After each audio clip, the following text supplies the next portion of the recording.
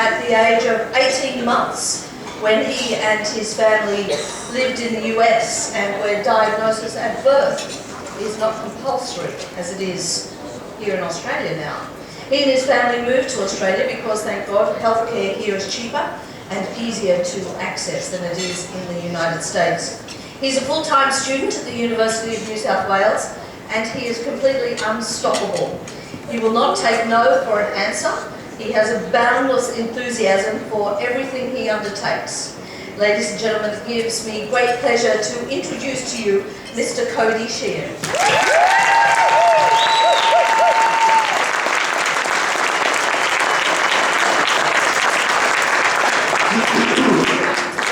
Good evening, Sydney, and thank you, Angela. My name is Cody Sheehan. I'm 24 years old, and I have got cystic fibrosis. Can I get a quick show of hands? Who here has been affected or touched by cystic fibrosis in some way? Go on, put your hands right up. Wow. Folks, look around the room. Thank you for sharing. As you can see, CF affects a lot of us. Tonight, I'm going to share a bit of my story with you. Now, you won't guess this from my accent, but my journey starts about 17,000 miles, as Angela said, on the other side of this earth, in Charleston, South Carolina, in a nation where CF screening at birth isn't compulsory. In 1989, the year of my birth, the gene that causes cystic fibrosis mutation was discovered. The CFTR, or cystic fibrosis transmembrane regulator. A mutation that causes so much unwant. For me, it means the following. My day, an hour of nebulizers in the morning, half an hour of physio to clear the mucus and the airways in the morning, 15 to 20 pills with a 1,500 calorie breakfast, blood sugar testing and insulin, more pills, blood sugars and insulin during the day. Repeat that in the afternoon and evening. 365 days a year. No holidays, no breaks, ever. Now, like you, I'm human and do occasionally make mistakes. Sure, I've missed a nebulizer here and there, a pill or two, and a treatment every once in a while. But that's what hospital's for. I have two amazing siblings, Dylan and Hayley. And I'm proud to say that they're both here tonight. I'm also proud to say that they are both CF-free. Now, for most of my childhood, I was treated here in Sydney at the Children's Hospital in Randwick under the paediatric CF guru, Dr. John Morton. Yes, he definitely deserves it.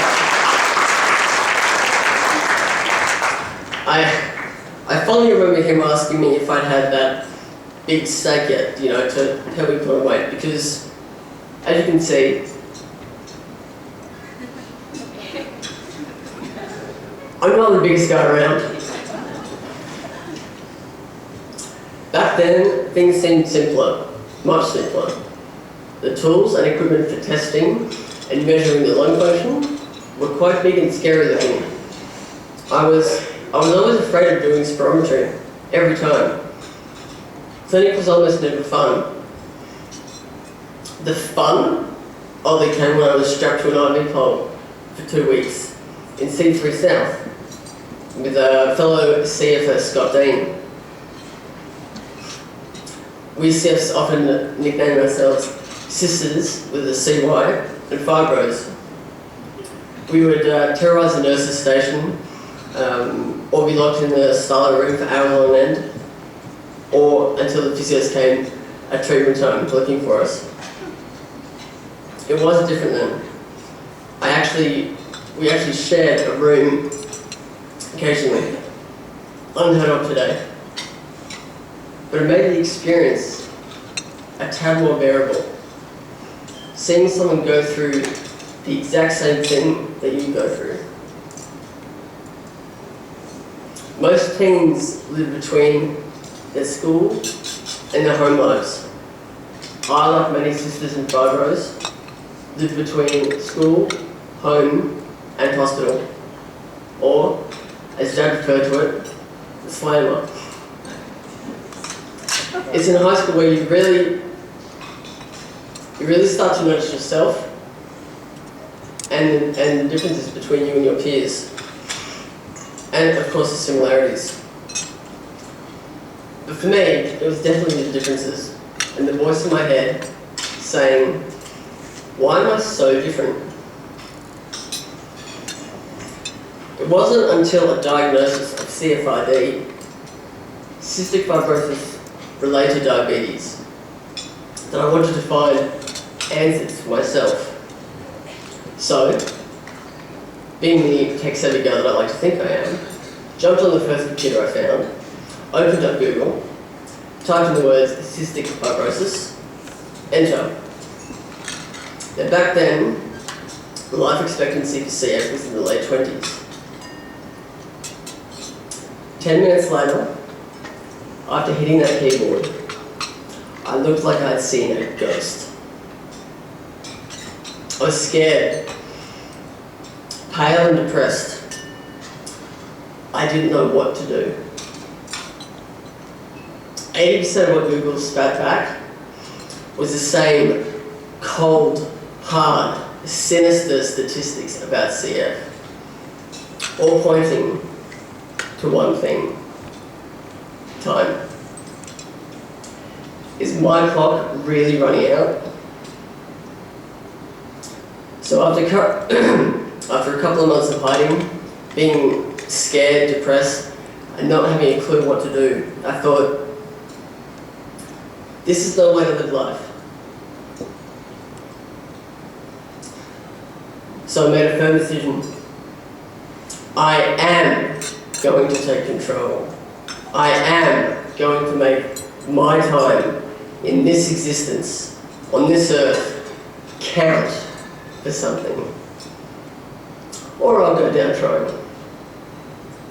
In the words of award-winning American rapper 50 Cent, get rich or die trying.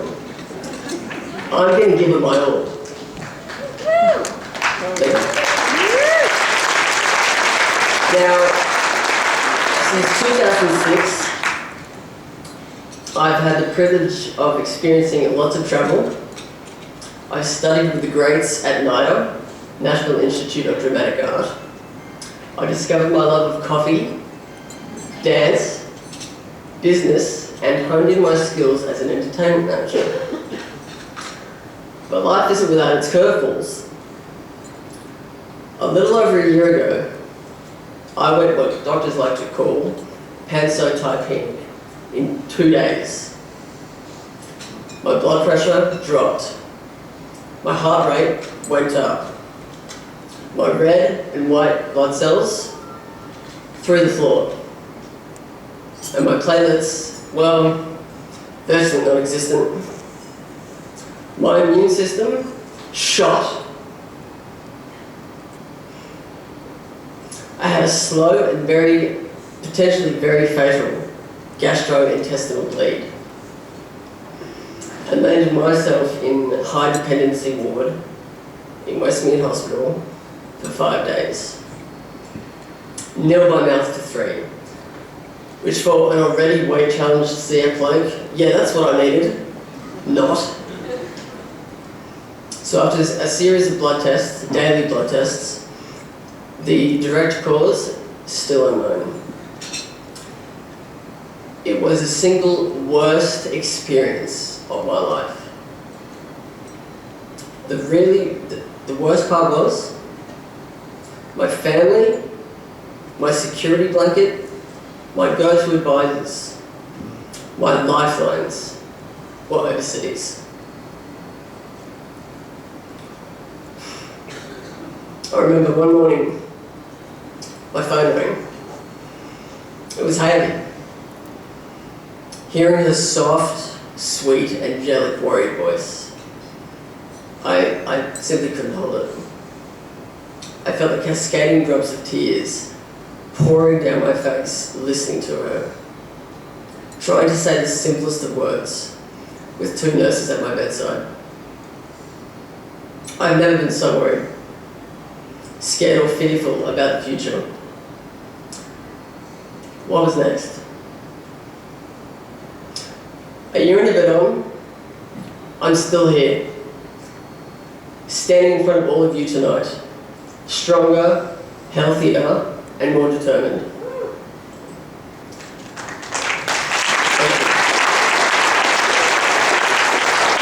I managed to lift my base weight by 4 kilos in the last 5 years of petering around the same annoying number. I study full-time at UTS in HR and organisational learning. I write for Salty Popcorn, reviewing films and occasionally interviewing the celebs at the red carpet. But I'm always looking for opportunities and ventures in the stride to make CF stand for Cure Found. A stride we can't do without your help, the help of CF New South Wales and the clinics, all of who I want to thank.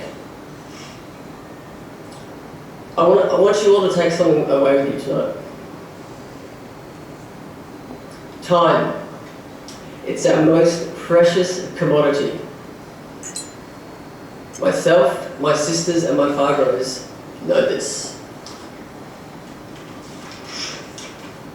If time were currency, for any of you who've seen the film In Time with Justin Timberlake, it would never be wasted. So ladies and gentlemen, as there are no asterisks in life, only scoreboards. What do you want yours to read? My motto, make it count. Because we owe it to ourselves to live the lives that we want to live. Now, when I was born, the life expectancy for cystic fibrosis was 10 to 12. When I did my first Google search, it was in the late 20s. Now, the average life expectancy for CF sufferers is 37 years. In my lifetime, it's doubled. And that is only because of the money going into research for new drugs and treatments from events like this, from people like yourselves, that allow that number to be stretched as far as it can go. Now, I'm not there yet, but when I do get to that age, I want to be able to add more. Many, many, many more. I know that my sisters and my fibros will all agree. Thank you, and good evening.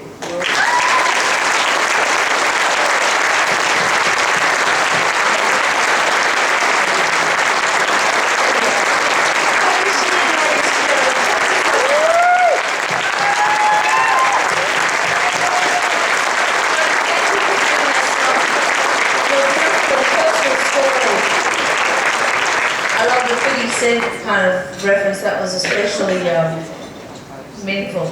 I know your family is here. Perhaps you would like to point them out to us? Over there. Over there.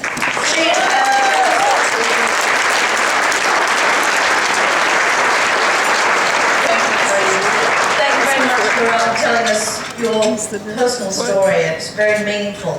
And hopefully it's been an inspiration.